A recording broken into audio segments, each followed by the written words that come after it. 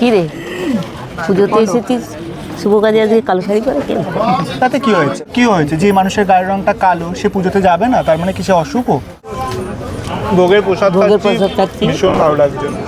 ভোগ দর্শনেও পুণ্য অর্জন হয়।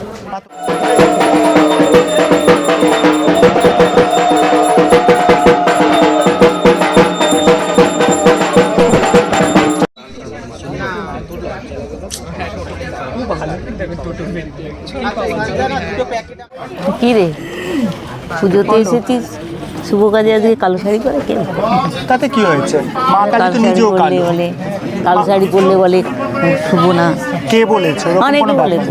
মা কালী নিজে কালো, তো সেখানটাতে কালো শাড়ি পরলে শুভ নয়? সব রঙই শুভ। কি হয়েছে যে মানুষের গায়ের রংটা কালো সে পুজোতে যাবে না, তার মানে কি সে অশুভ? ভোগের প্রসাদ খাচ্ছি। ভীষণ ভালো লাগছে।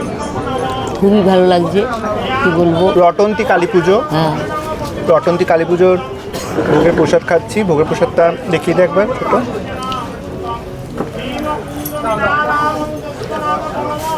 তোমরা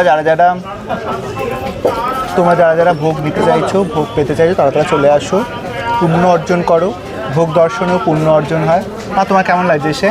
খুব ভালো লাগছে, এখানটা এসে প্রসাদ খাচ্ছি, ভোগের প্রসাদ, খুবই ভালো লাগছে।